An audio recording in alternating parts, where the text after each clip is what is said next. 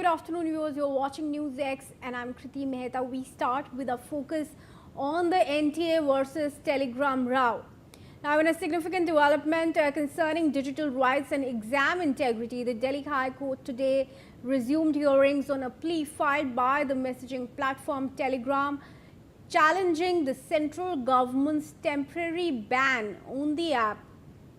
The Solicitor General of India, Tushar Mehta, is present in the courtroom representing the centre and is actively making submissions before Justice Tejas Karya.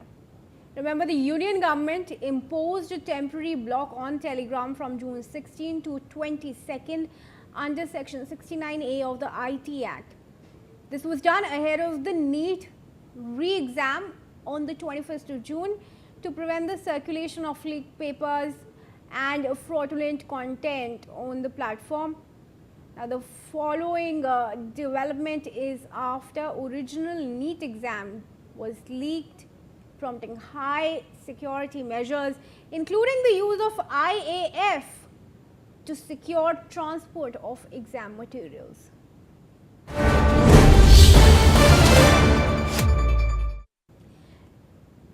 And in some breaking news developments coming in, the NTA exam row, the Telegram versus Union of India cases in the Delhi High Court, the hearing has begun. Solicitor General Tushar Mehta is present in the courtroom making submissions, and he said that Telegram was called and given an opportunity to be heard, and also stated that Telegram submissions were duly recorded by authorities and a review committee was chaired by Cabinet Secretary recorded its finding after hearing Telegram. Let's now go across to my colleague Sambhav Sharma reporting on this. Sambhav, what has Telegram said in its submission to the court? Well, as Telegram has said yesterday, Telegram is repeating itself and said that whatever was the bone of contention, Telegram has all those URLs were taken down and certain discussions were held with officials of the central government, but the action taken by the central government for temporarily banning Telegram is illegal in nature and violates Article 14 of Indian Constitution. This is what is the major argument of Telegram. But also what Solicitor General has said is equally important, as you rightly pointed out here before Justice Tejas Karya of the Delhi High Court. Solicitor General has said that review committee chaired by the Cabinet Secretary in a way recorded the findings after hearing Telegram. So SG is saying that Telegram was properly heard and all the findings what Telegram has said were taken on record,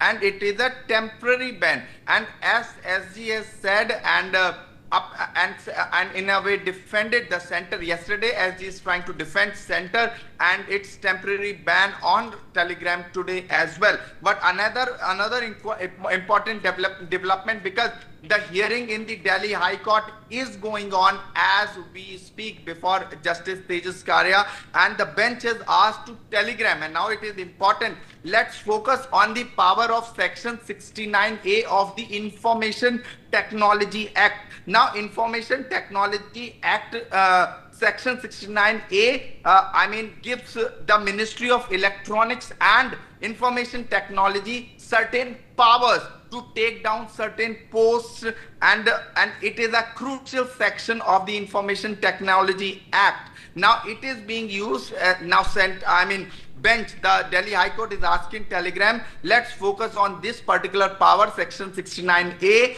of the Information Technology Act, and whether they have exercised, as in center has exercised this power appropriately or not. So now discussion is going to be held around Section 69A of the Information Technology Act, because the bench has said this to the Telegram. And also, is it violating the fundamental rights of the user? Another very important point, because remember, Article 14 was quoted by Telegram before the Delhi High Court, saying that this temporary ban keeping the NEET UG re-examination, which is to be held on 21st of June in mind, this temporary ban is illegal and by violation of Article 14, which is a fundamental right. So here the bench is asking Telegram, we'll have to, consider this, whether it's a violation of the fundamental rights of the users or not, because as per Telegram, around 150 million users are there of Telegram, and this temporary ban is affecting all the users in one go. So the crucial hearing is going on in the Delhi High Court as we speak. It is to be seen what is further said. And also, right, Sambhav, I request you to stay on with me before you give us more updates on this. I want to go across to our guests who joined us in the discussion. I have cyber lawyer Advocate Khushbu Jain and NEET faculty Mukesh Verma. Advocate Jain, I want to come to you first. What merit do you see in Telegram claims? Can it really be justified that 150 million odd people of India who are not able to use Telegram because of this ban, temporary ban, will actually be affected the way Telegram founder is saying? After a deliberated, instances, and there have been discussions between the three ministries, including Ministry of Education plus MeitY plus Ministry of Home Affairs, and under which I4C was being entasked to do this. This was when it was being found that there is an element where the NEET exam could have the papers and the cheating element into it.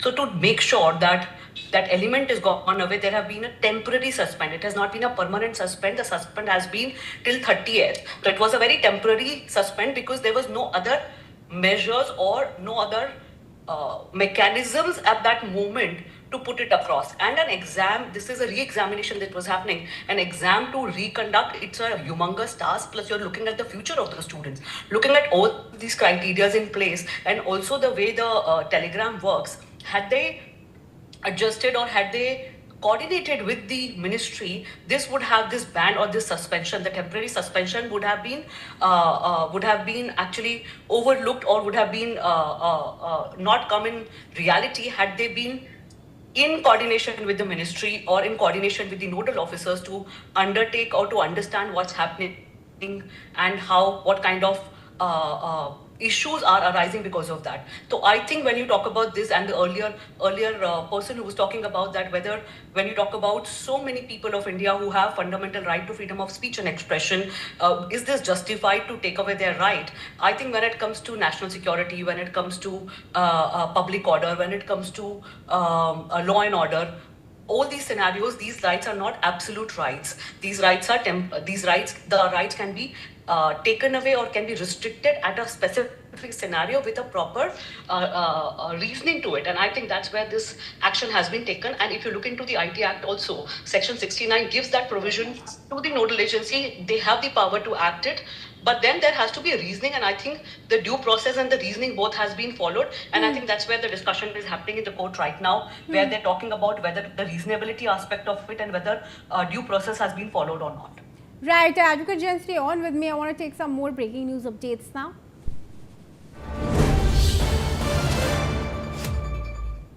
And our viewers, the bench has told Telegram to focus on power of Section 69A and whether they have exercised the power appropriately and whether there is proportionality.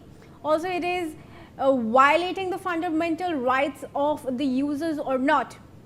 You say you have 150 million users. That's how, of course, discussions are proceeding in the case.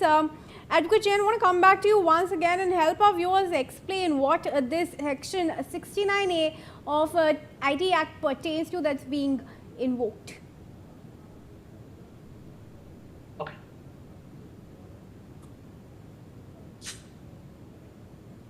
Yes, please go ahead. Is this question to me? Yes, please go on. Okay.